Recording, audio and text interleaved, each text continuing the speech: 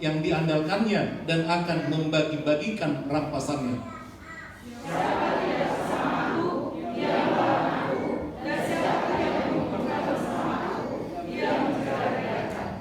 Apabila roh jahat keluar dari manusia, ia pun mengembara ke tempat-tempat yang tandus, mencari perhentian, dan karena ia tidak mendapatnya, ia berkata, "Aku akan kembali ke rumah yang telah kutinggalkan itu."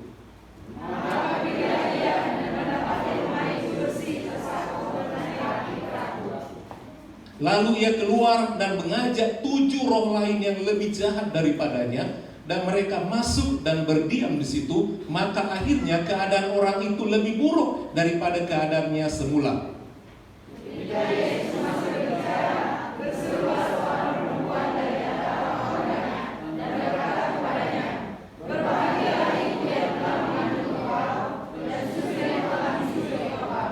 Tetapi ia berkata, "Yang berbahagia ialah mereka yang mendengarkan firman Allah dan yang memeliharanya." Puji Tuhan, silakan duduk. Yang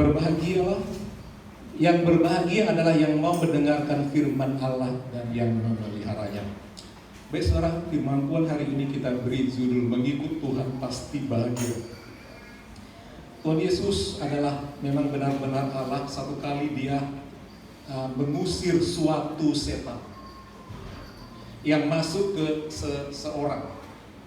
Setan ini punya tugas macam-macam. Salah satu adalah bikin penyakit dan penyakit tertentu. Kebetulan setan yang satu ini tugasnya membuat orang bisu, saudara. Ya. Membuat bisu, bisa ada setan membuat orang buta, bikin orang macam-macam, saudara. Jadi secara umum penyakit datang dari setan. Nah, Tuhan Yesus sangat mengasihi orang itu, dan Tuhan Yesus mengeluarkan setan itu dengan hanya memerintahkan. Di dalam diri manusia itu ada satu ruang, di mana ruang itu bisa diisi roh Tuhan atau Roh Kudus atau kuasa Allah. Tapi ruang itu juga bisa diisi oleh macam-macam. Jadi dalam hati kita ini banyak ruang.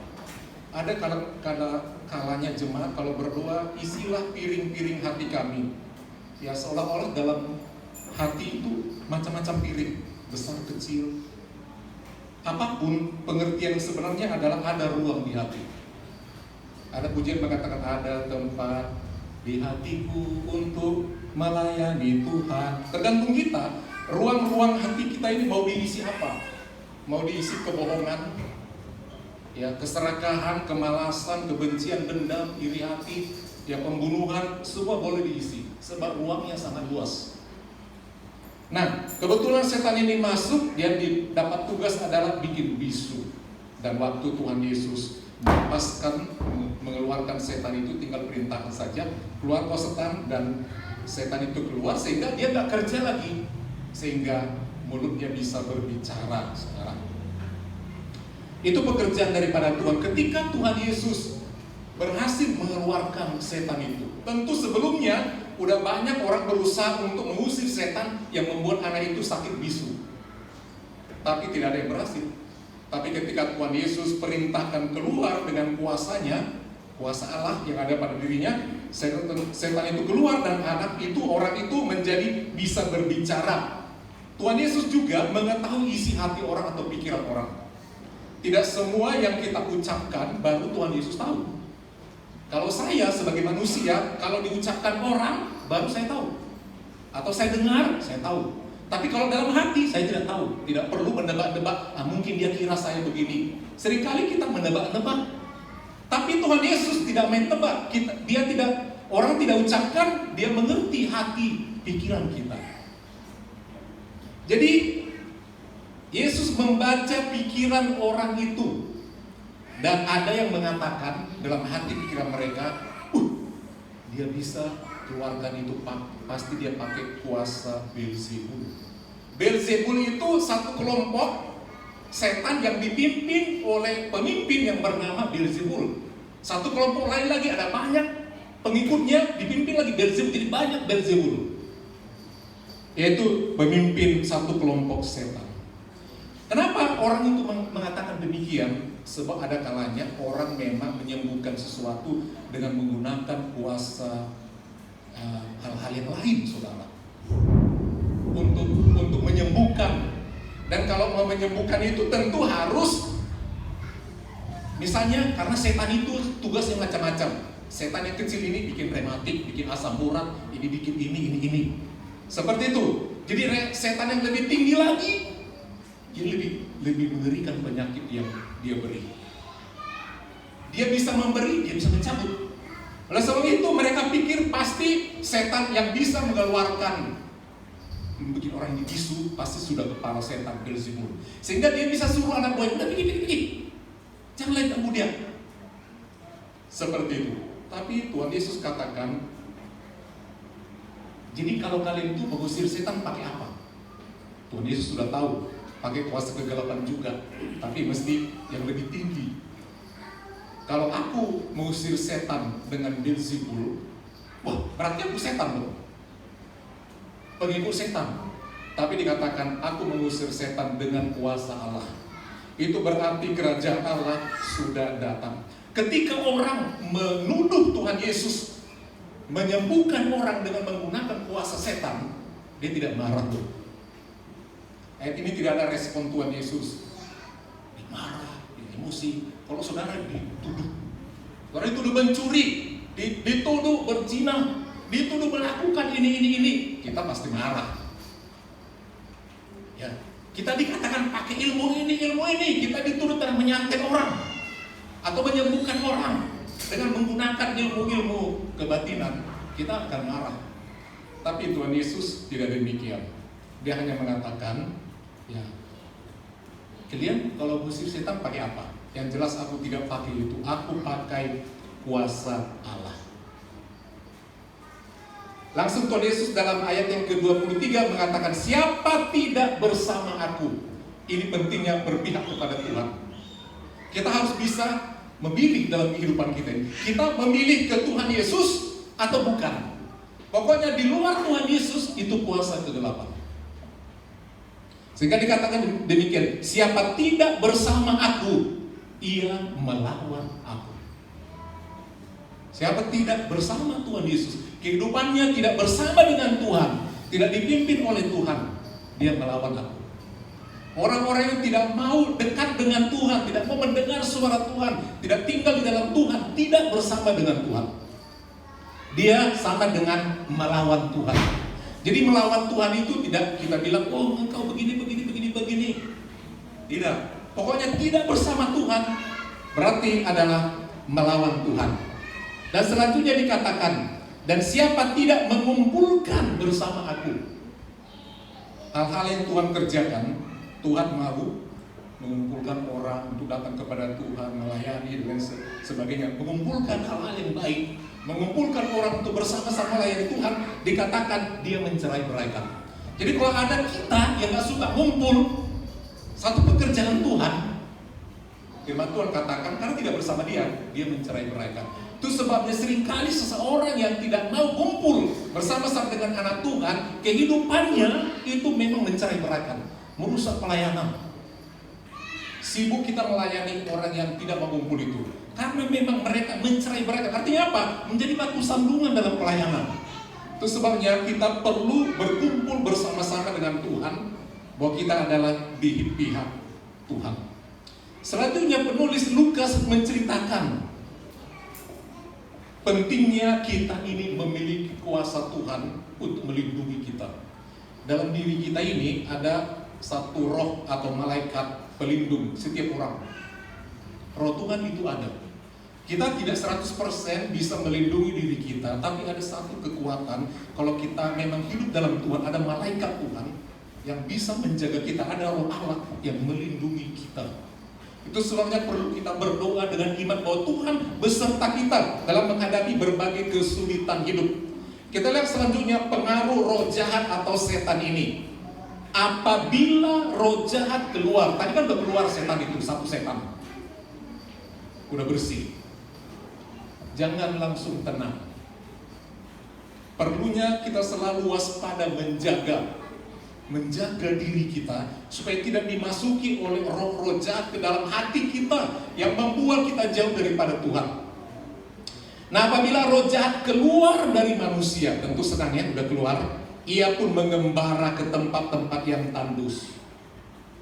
Lokasi yang tandus, yang gersang, banyak setan. Lokasi yang sepi, tidak berpenghuni, lebih banyak setan. Jadi jangan suka pergi yang tandus. Dia mengembara ke tempat-tempat yang tandus, yang sunyi, tidak ada orang. Salah satu adalah seperti makam-makam atau kuburan-kuburan. Mencari perhentian, dan karena tidak mendapatkannya, dia kan perlu objek. Dia mau di pohon sebagai objek tempat dia nongkrong. Tidak ada tempat yang tempat kaya. Akhirnya dikatakan, ia berkata, aku akan kembali ke rumah yang kutinggalkan itu. Apakah itu menggambarkan rumah? Bukan, itu menggambarkan hati. Hati manusia. Tadi katakan apabila roh jahat keluar dari manusia. Dari manusia, berarti manusia itu rumah. Tahukah kau bahwa kau rumah Allah? Jadi tubuh kita ini ada rumah, satu kali akan dibongkar dan kembali ke tanah, saudara. Nah, ia akan kembali ke rumah, yaitu ke manusia itu yang telah kutinggalkan itu.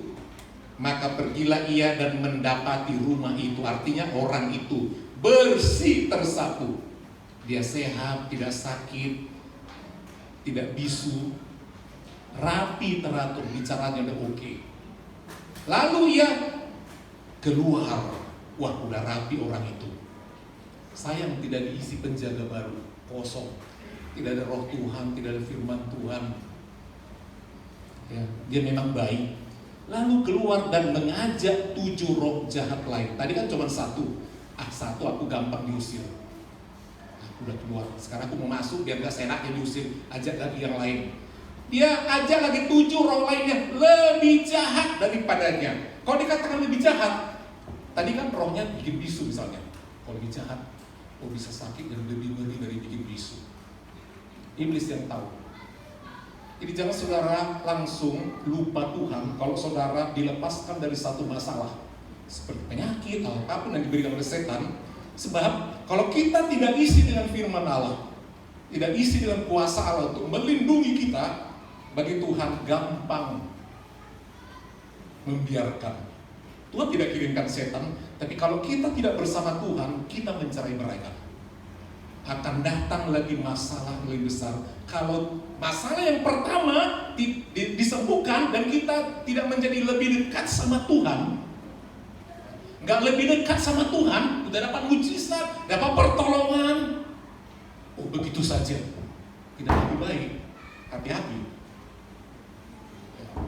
hati-hati, datang yang lebih mengerikan lagi.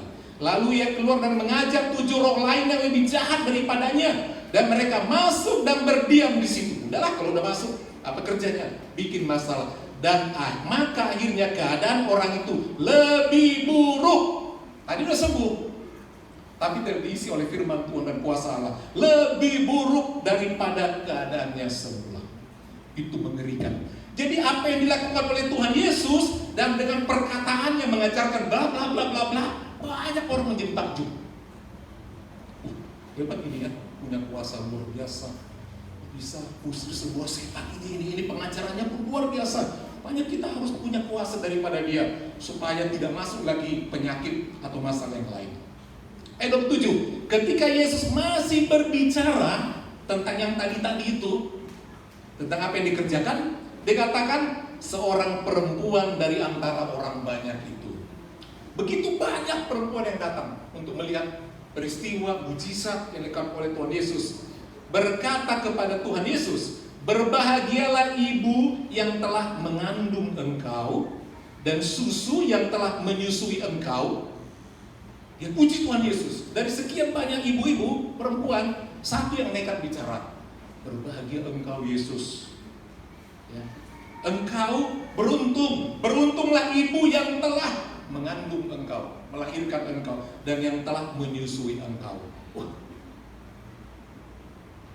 Ya, beruntungkah ibuku Maria melahirkan aku? Berbahagiakah dia melahirkan aku? tidak katakan tidak berbahagia, tetapi dia tidak menyangkal bahwa Maria berbahagia.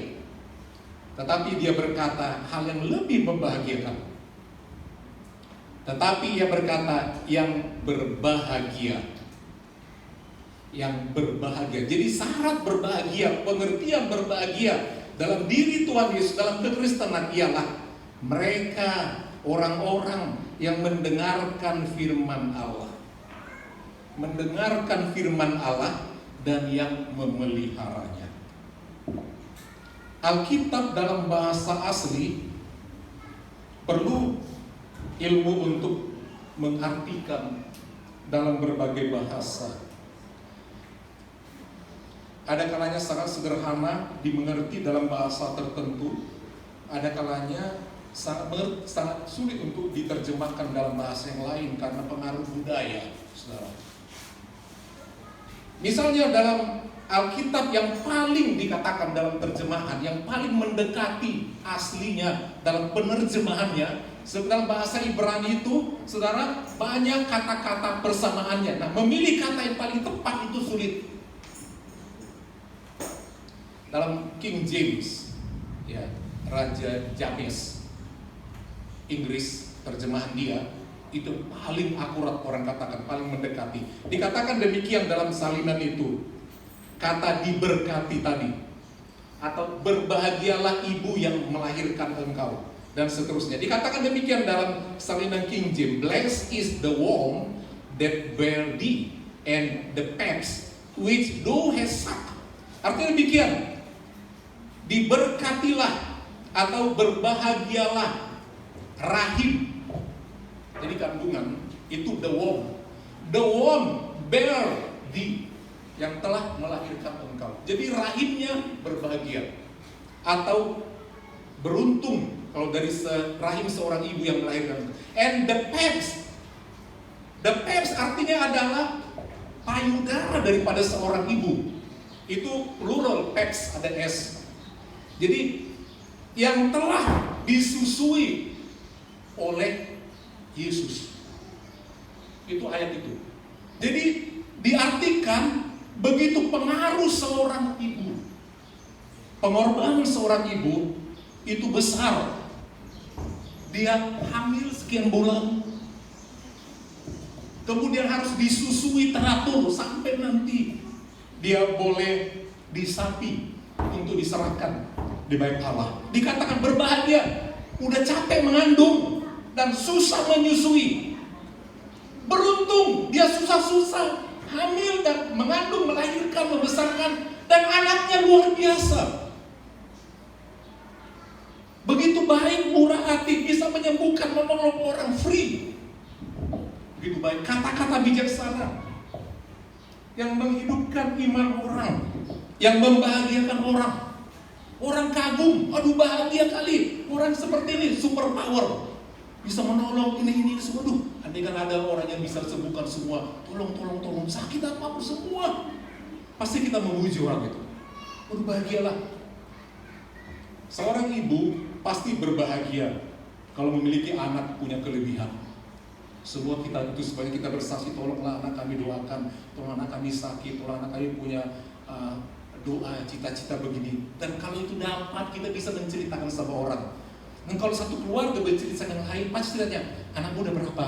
Udah apa pendidikannya? Udah kerja apa? Menantumu bagaimana? Mereka tinggal di mana? Semua menceritakan di balik itu adalah tentang kebahagiaan. Kebahagiaan, punya ini, punya kelebihan, punya pangkat, punya kuasa. Demikian juga ketika zaman itu, itulah yang terhebat Tuhan Yesus. Sehingga dikatakan berbahagialah ibu.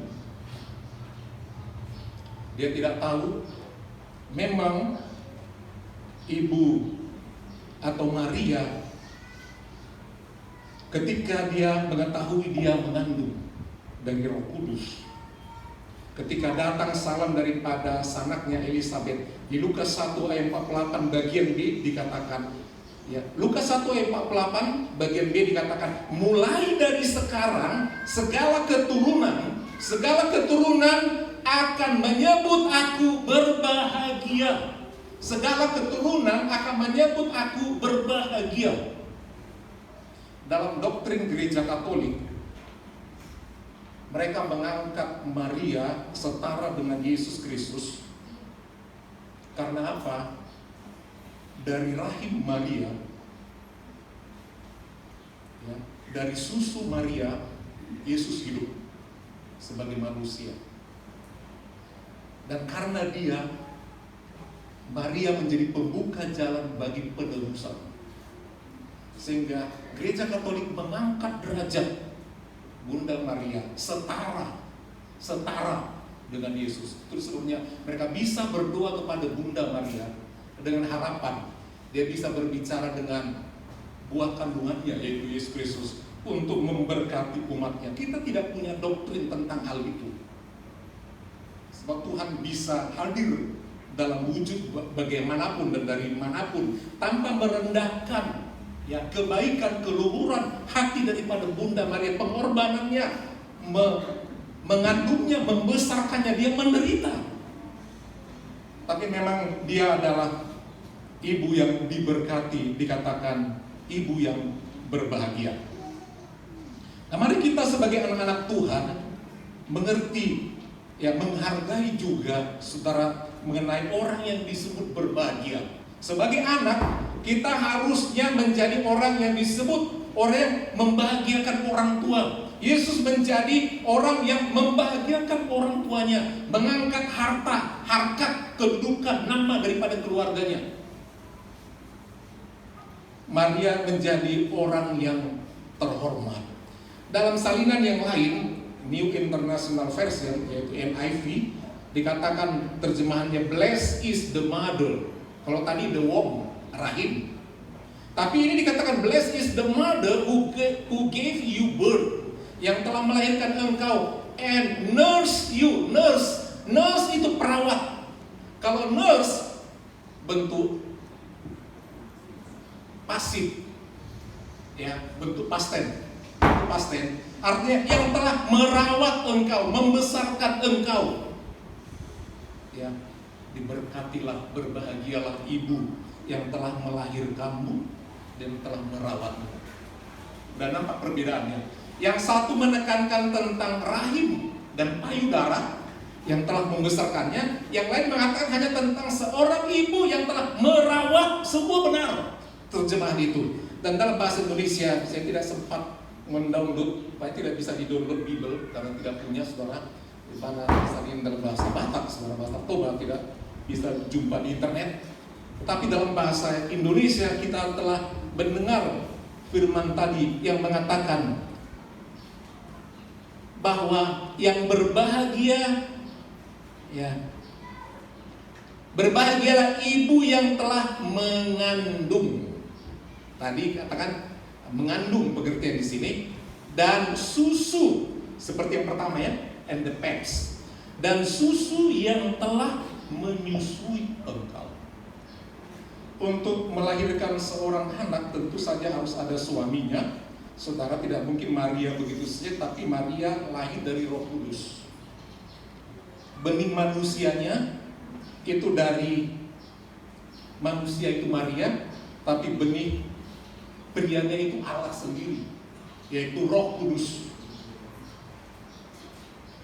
Secara daging, Maria yang kelihatan, benih perempuan itu, kata kitab Kejadian, benih perempuan itu melahirkan Yesus nanti.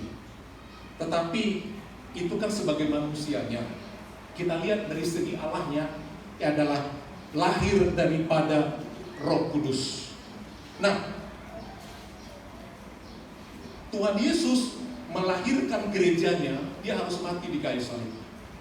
Dia mencurahkan darahnya untuk bisa menebus kita. Maria untuk bisa melahirkan putranya, dia juga harus melahirkan secara manusia. Dia harus mengeluarkan darah untuk bisa melahirkan Yesus sebagai manusia.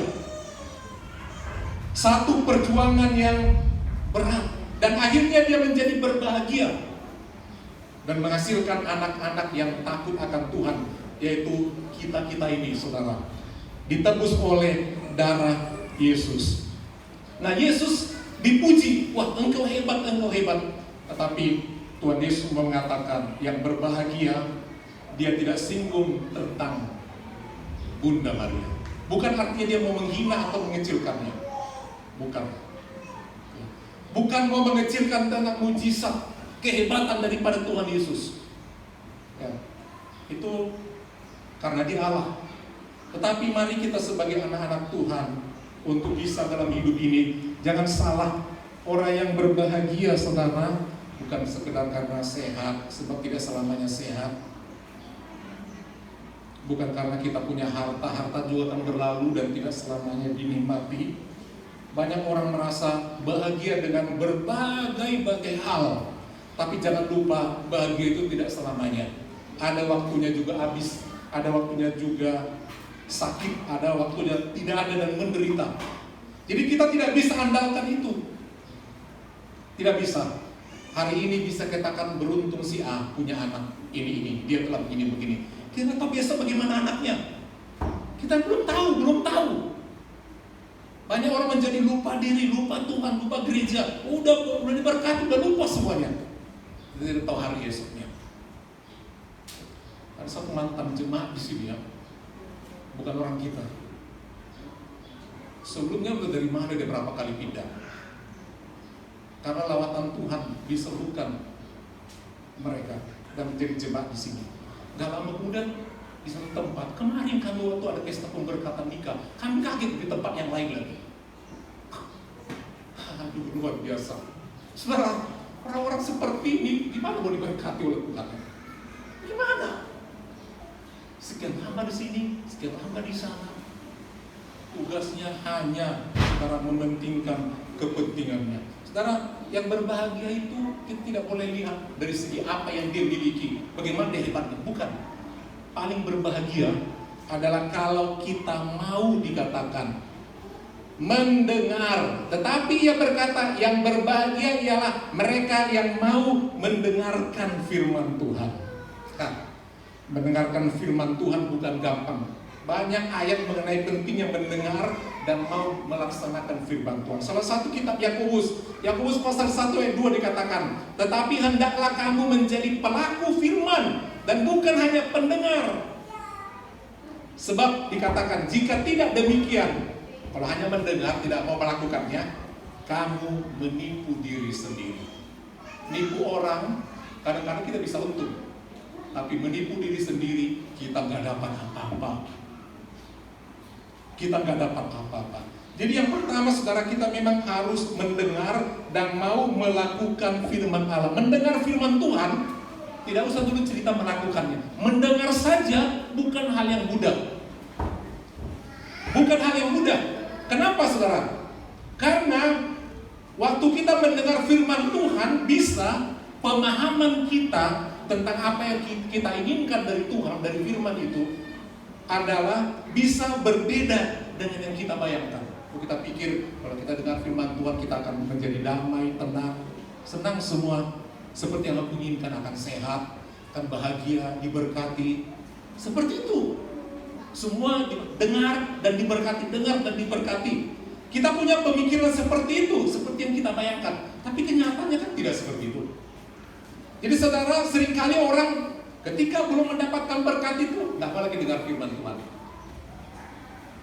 Itu nomor satu. Yang kedua, kalau firman Tuhan itu bertentangan dengan kebudayaan atau tradisi, bukan gampang menyelamatkan satu suku yang bertentangan kebudayaannya dengan firman Tuhan.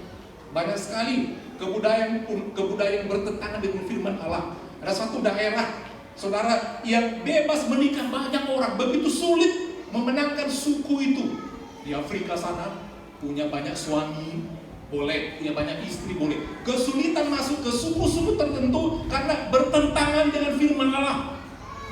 Banyak, itu hanya contoh. Sangat sulit.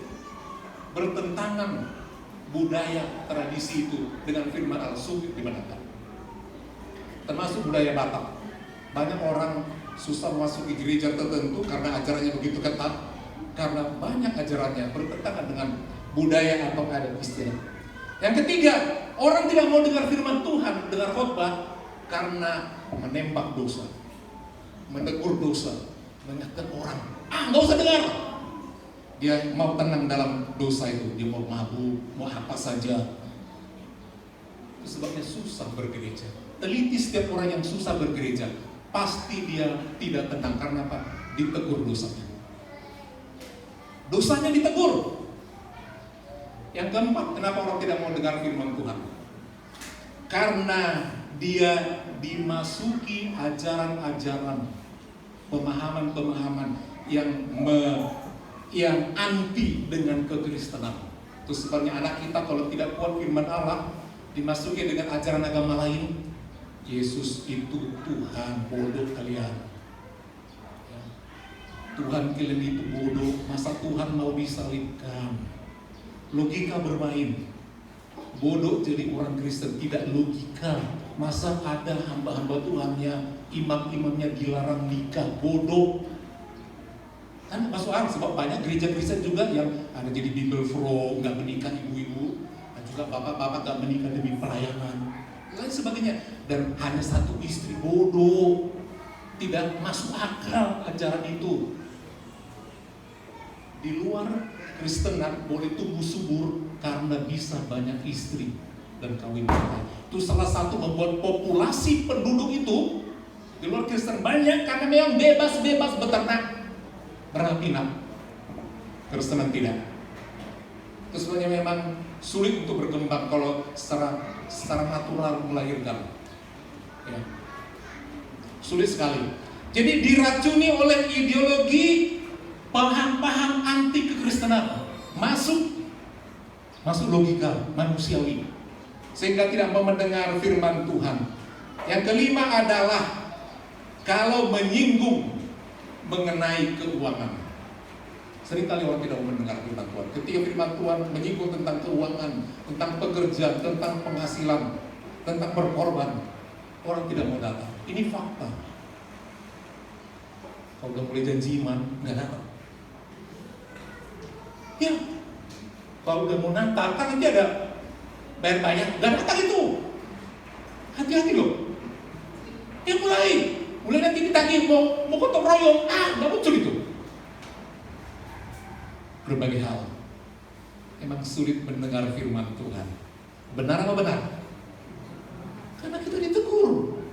Benar sekali. Tapi Tuhan katakan kalau kita masih mendengar, dikatakan mau aja mendengar, berbahagia. Jadi please dengarlah dulu. Biar nanti Roh Kudus yang bekerja di hati. Amin. Bapak Gembala nggak punya kuasa merubah orang loh. Maaf, saya tidak punya kuasa kemampuan merubah orang. Hanya Tuhanlah yang bekerja. Tuhan yang melembutkan hati manusia. Ya. Hamba Tuhan hanyalah suara yang berseru-seru. Kata Yohanes, aku adalah suara yang berseru-seru di padang gurun. Luruskanlah jalan Tuhan. Itu aja hamba Tuhan, luruskan. Buka jalan supaya orang mau datang sama Tuhan. Bukan sama gembala, bukan. Kita hanya jongosnya Tuhan, hanya pekerja di ladang Tuhan.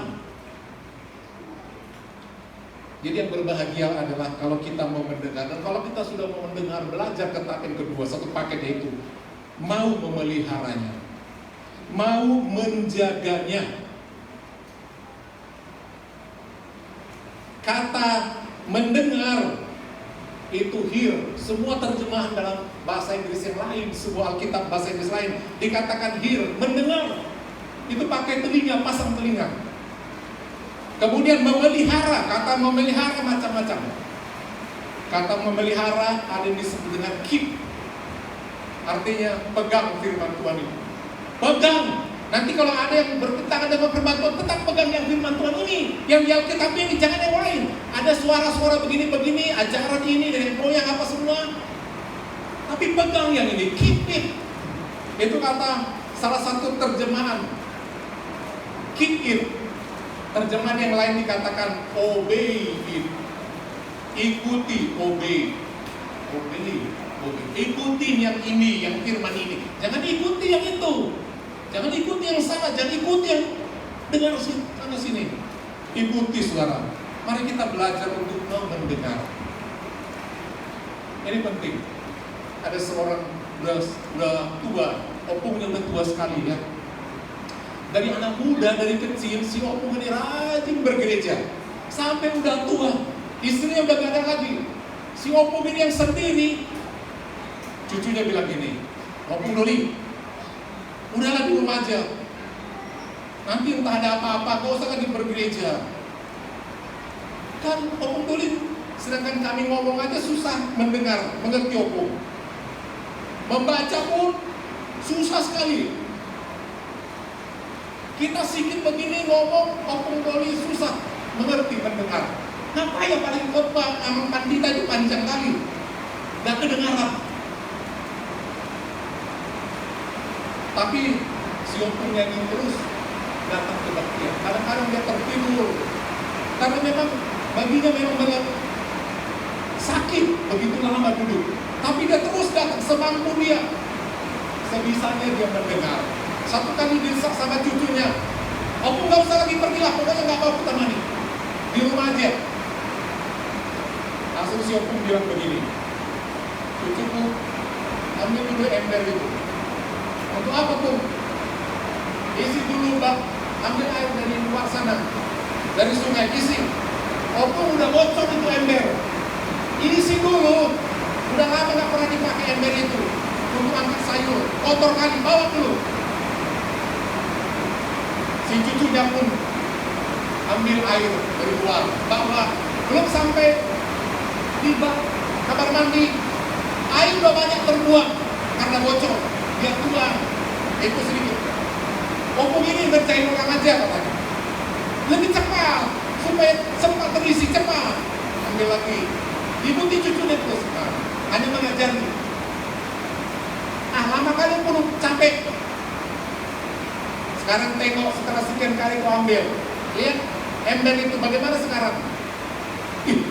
Opung embernya jadi bersih loh. Bersih. Langsung dia bilang, Opung memang tidak bisa mendengar jelas, tapi setiap kali datang ke gereja mendengar firman Tuhan itu, Opung sehat. Sama seperti ember tadi terus dibawa, dia jadi bersih ember itu, dan air ternyata ada di bawah, walaupun sedikit. Jadi kita ini hanya mendengar pun, walaupun tidak paham, mendengar ada manfaatnya. Amin. Karena Tuhan yang bilang, ya, saudara akan bahagia asal mau mendengar aja, mendengar. Ya, kalau anak-anak kita ke sekolah, asal mau ke sekolah dan mau mendengar, walaupun belum tentu dipraktekkan, satu kali ada manfaatnya mendengar nasihat gurunya. Amin. Ada, satu kali pasti ada. Asallah mau mendengar, nanti di hati baru bertumbuh. Betul bilang bapak guru itu, betul ibu guru. Setelah ada masalah baru itu, betul. Kadang-kadang kita untuk mengerti, untuk sampai kita melakukan, butuh waktu lama memang bapak ibu. Amin. Lama memang mempraktekannya. Tapi ketahuilah, dengar sajalah. Dengar, satu kali Roh Kudus melembutkan hati kita, memberi pemahaman, sehingga kita mendapatkan hasilnya. Betul firman Tuhan itu. Amin. Betul firman Tuhan. Jadi yang berbahagia adalah ketika kita mau mendengar firman Tuhan dan melakukannya. Itu yang melindungi kita. Siapakah firman Tuhan itu? Yesus Kristus itu sendiri. Ya. Orang tadinya memuji Tuhan Yesus, wah dia begini, kau hebat, tapi kau hebat. Apa selanjutnya gak lama kemudian? Yesus Kristus mati di kayu salib. Mungkin nanti orang akan berkata kemudian, nasibnya punya anak dibesarkan begini, ujung-ujungnya mati di salib. Orang akan mengejek. Itu sebabnya jangan cepat memuji orang. Jangan cepat, hebat dia, sekarang, besok. Itu sebabnya kalau mau berbahagia, jangan lihat itu. Saudara mau berbahagia, dengar firman Tuhan. Yakin saudara akan berbahagia jalan ini. Saudara kuat sebab Tuhan menolong saudara. Saudara sakit, Tuhan menolong saudara sebab ada firman. Saudara susah, ada firman menghibur. Ya, firman itu yang kita dengar, yang selalu menguatkan kita. Harta tidak bisa menghibur kita, saudara. Ada waktunya kita tidak bisa pakai, saudara, karena udah lama. Tapi firman Tuhan itu tetap hadir, menghibur saudara, mengingatkan saudara. Lihat kesaksian tadi, ketika sakit dikatakan, Tuhan orang lain sembuh, aku pasti sembuh. Siapa yang menyembuhkan itu? ada Tuhan yang diucapkannya itu. Dia yakin, nggak kelihatan tapi Tuhan ada. Demikian juga tadi kesaksian open band. Yakin ada Tuhan, nggak kelihatan tapi ada. Amin Bapak Ibu. Nggak kelihatan Tuhan kita. Kemarin mau berdoa tentang waktu Juli ya Deborah ya. Aja anak juga apa semua gak ada yang mau nemani, pergi sendiri jumpa sama ibu-ibu kan juga ya. Abang ini sudah pulang lah kira-kira demikian. Akhirnya ke rumah berdua jumpa sama Bapak Samuel di sana. Ya, berdoa bersama-sama. Maaf Pak ya, saya tidak bisa ke rumah sakit. Hanya doa. Biar saya datang ke sana, ya, Tuhan akan bekerja. Tuhan berikan iman, Tuhan berikan kesembuhan. Maaf Pak, saya nggak bisa ke sana. Sendiri pun saya nggak berani. Gitu. Saya katakan, dari itu saya ajak pada waktu itu. Itulah doa. Tadi kesaksian Bapak Huta Barat. Langsung 2 dapat berkatnya. Cuma tadi enggak dia sakit pada waktu itu. Enggak ketahuan khusus bentuknya. Tapi itulah kasih Tuhan. Tuhan tolonglah, tolong. Tuhan tolong, amin. Itu kan tadi kesaksiannya. Bukan Bapak kemarin kesaksian. Tolonglah Tuhan. Istri itu, Tuhan tolong loh. Tuhan tolong. Itu mujizat Tuhan. Mari kita sebagai anak Tuhan, jangan bosan dengar firman Tuhan. Kadang-kadang memang gak enak di hati. Ya begitu, namanya firman Tuhan. Kita menyampaikan. Dan kalau kita mau mendengar, yakinlah saudara, firman Tuhan itu yang telah menjadi manusia, dia yang memberkati saudara. Amin. Dia yang menolong saudara dalam segala susah. Dia ada untuk saudara. Kita bangkit dari saudara, kita mendengarkan firman Tuhan ini.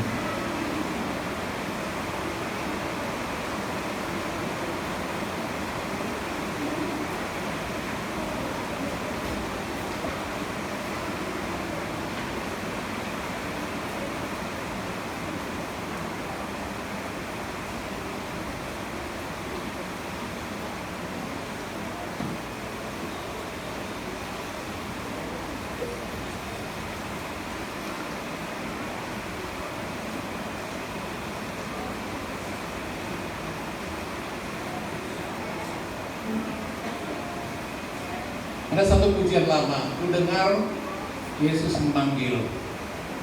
Ku dengar Yesus memanggil. Ku dengar Yesus memanggil. Angkat salib, ikutlah aku. Hanya dengan mengikut Tuhan, kita mendapatkan kebahagiaan.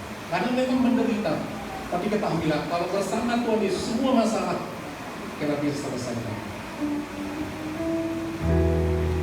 Ku dengar Yesus memanggil, ku dengar Yesus memanggil, ku dengar Yesus memanggil, ikut salib,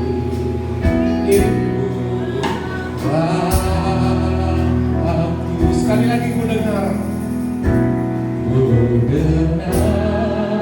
Yesus memanggil, ku dengar Yesus memanggil, ku dengar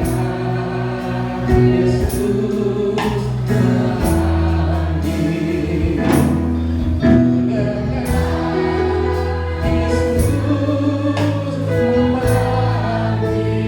ikul salib, ikul salib, ikutlah aku. Saya mau mengikut. Saya mau mengikut Yesus. Saya mau mengikut Yesus. Saya mau mengikut Yesus. Ikut salib, ikutlah aku. Belum pernah ada kasih di dunia seperti Yesus.